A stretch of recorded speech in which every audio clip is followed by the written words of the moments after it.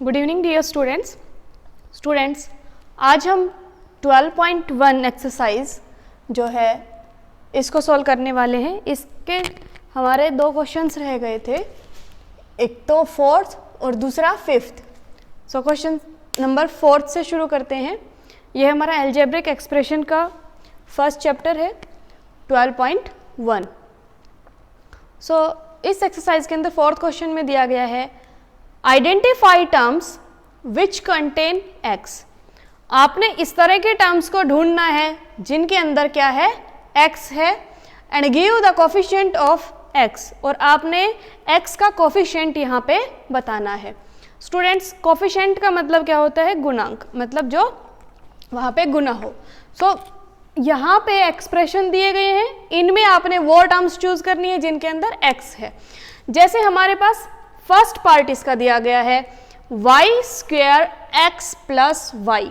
अब देखिए इसके अंदर इस टर्म में यहाँ पे x है और y के साथ कोई भी x नहीं प्रेजेंट है, तो इसका मतलब हम इस टर्म को कंसीडर नहीं करेंगे, सिर्फ वही टर्म्स लिखेंगे जिनके अंदर x दिया गया है। तो आप टर्म्स लिख दीजिए वाई स्क्वेयर एक्स, क्योंकि y के साथ कोई भी x नहीं दिया गया, इसलिए जिसके साथ x दिया गया वही आपने लिखना है। अब इसका कोफिशिएंट ऑफ x, यहाँ पे x की गुना y स्क्वायर से की जा रही है। सो आप इसको इस तरह से भी लिख सकते हैं y स्क्वायर इंटू एक्स।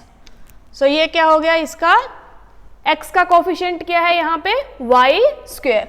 सो आप कोफिशिएंट में लिखिए y square.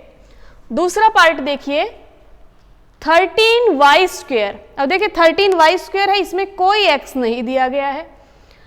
Minus 8y x, यहाँ पे x है, तो इसका मतलब टर्म हमारी क्या हो गई, माइनस 8y एक्स, ये हमारी टर्म है। अब आप इसका कोफिशिएंट बताइए, तो यहाँ पे x की मल्टीप्लीकेशन माइनस 8y से की गई है। सो आप यहाँ पे लिख दीजिए माइनस 8y, x का कोफिशिएंट माइनस 8y है।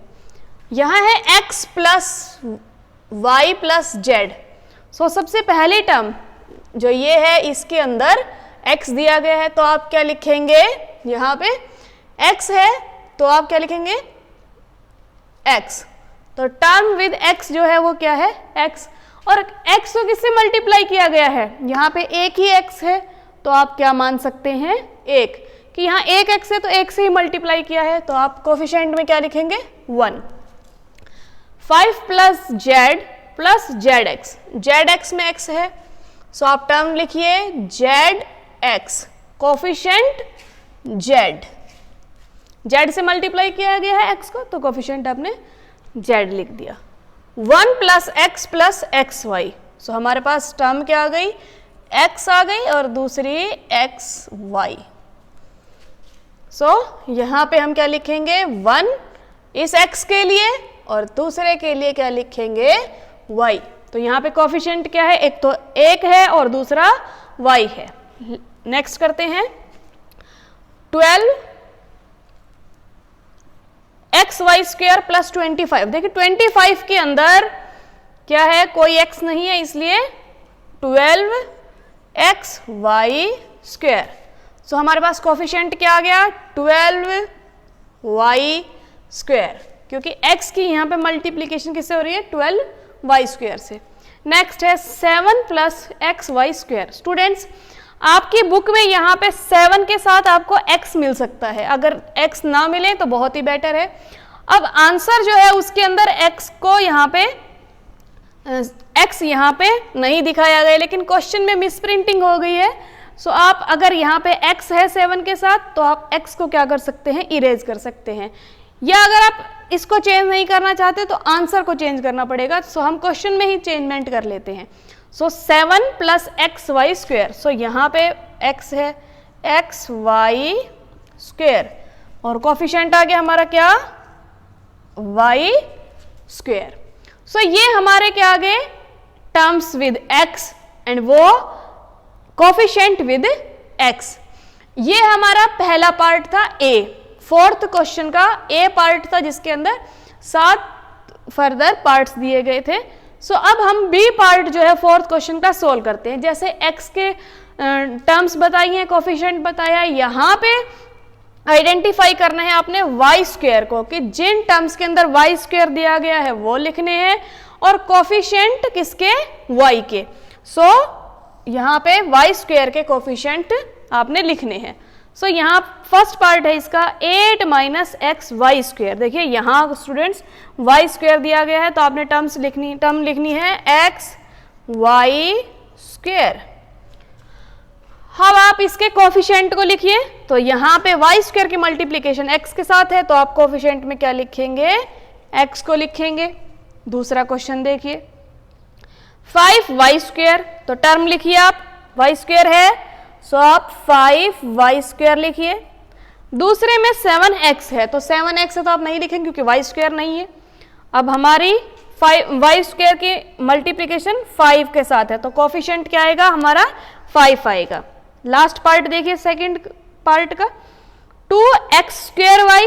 अब देखिए यहाँ y है, आप इस बात का ध्यान रखिए कि इसने y स्क्वायर पूछा है ना कि y। सो यहाँ पे y दिया गया, आप कंफ्यूज मत होना, y वाले को हम कंसिडर नहीं करेंगे, सिर्फ y स्क्वायर को ही लेना है। -15x वाई स्क्वायर ये टर्म कंसिडर कीजिए 7y स्क्वायर। सो हम लिखेंगे यहाँ पे टर्म -15x वाई स्क्वायर और दूसरी 7y स्क्वायर। अब कोफिशिएंट बताइए आप, -15x और दूसरा कौन 7।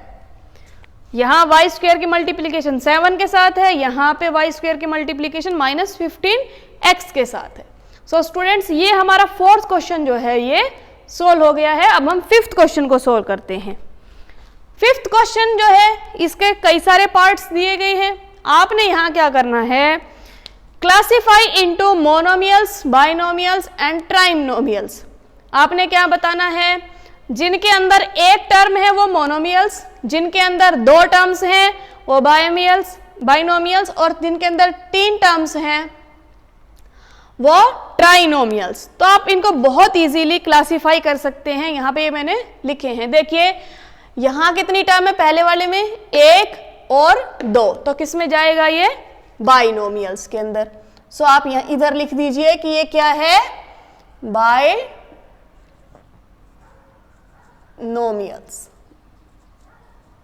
अगला देखिए वाई स्क्वायर है, तो वाई स्क्वायर का मतलब एक ही टर्म है, सो मोनो।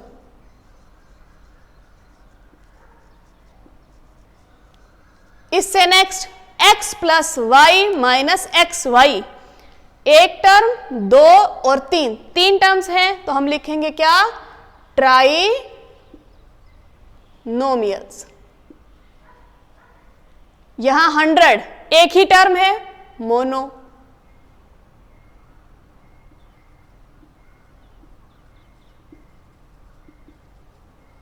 अगले में 3 टर्म्स हैं तो हम क्या लिखेंगे, ट्राई। अगले में 2 ही टर्म्स हैं तो क्या लिखेंगे, बाई।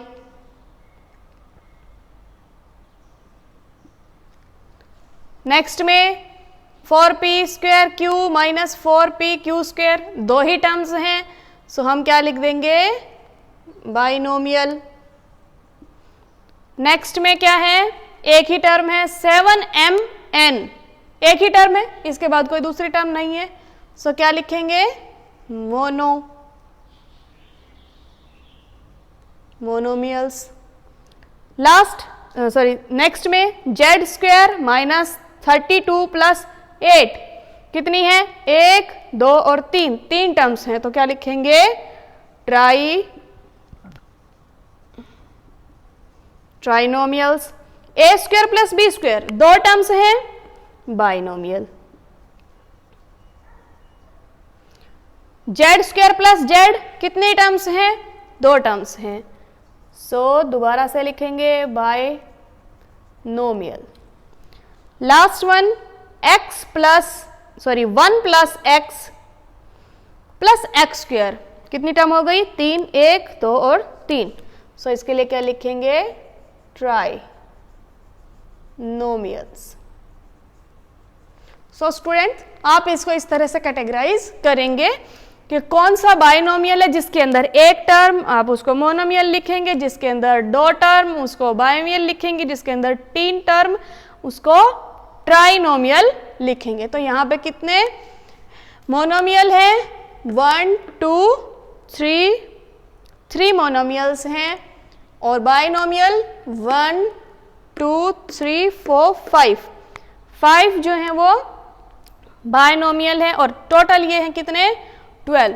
तो कितने बच गए ट्राइनोमियल? 5 बच गए। 1 2 3 एंड 4 एंड 5।